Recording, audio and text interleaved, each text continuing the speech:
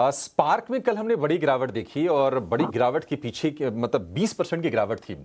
और रीज़न ये था कि सोरायसिस और एक्जिमा की एक दवा थी जिसका वो क्लिनिकल ट्रायल कर रहे थे।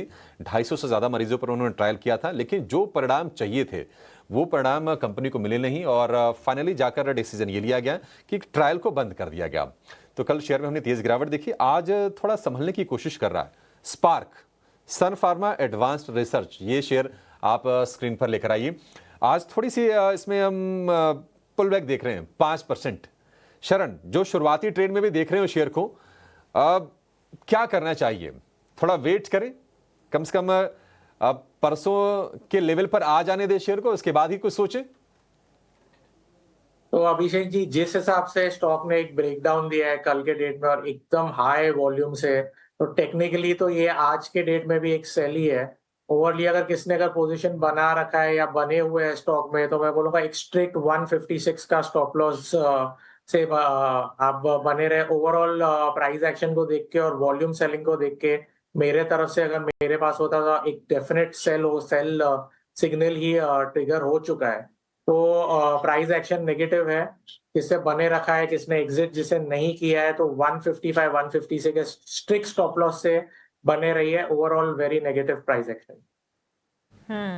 एक आध दिन की तेजी पर बिल्कुल ना जाएं, नेगेटिव है सेंटिमेंट। और कल के सत्र में हमने आपको बताया भी था रिसर्च करके क्या कुछ है जो कि वर्कआउट नहीं कर रहा है।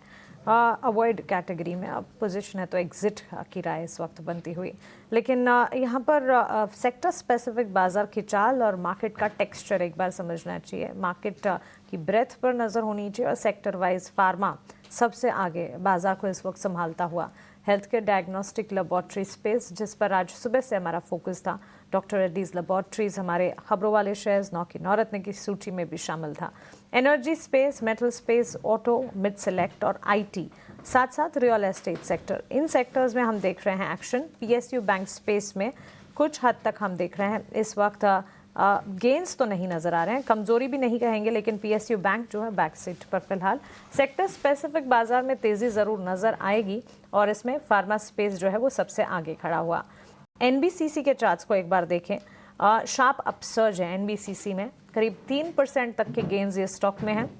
मल्टी बैगर पीएसयू स्टॉक्स की कैटेगरी का हिस्सा रहता है ये स्टॉक, और वन ऑफ द स्टॉक जो कि अफोर्डेबल भी नजर आता है। 128 129 के लेवल्स पर एनबीसीसी के चार्ट्स आज के सत्र में 3% के गेंस दिखा रहे हैं।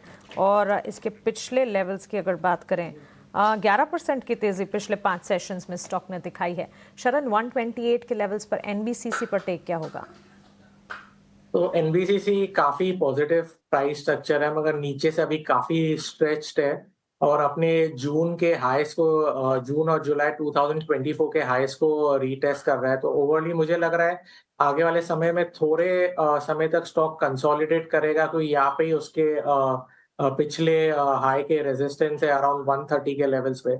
एक बार स्टॉक 130 को रिक्लेम करता है, 130 के ऊपर ट्रेड करना चालू करता है, तो एक न्यू जर्नी चालू होगी स्टॉक की। उसे कहा जाता है आगे चल के मतलब एक new leg of upside momentum, वो अभी स्टॉक को 150 170 180 लेवल्स पे भी ले जा सकता है। पर इमीडिएटली 130 का रेजिस्टेंस है, वहां पे मुझे थोड़े समय की कंसोलिडेशन दिखती है। जिन्होंने भी निवेश किया है जरूर बने रही है, थोड़ा सा स्ट्रेच्ड है। अगर एक इमीडिएट स्टॉप लॉस की बात करें तो एक 122 का इमीडिएट स्टॉप लॉस है।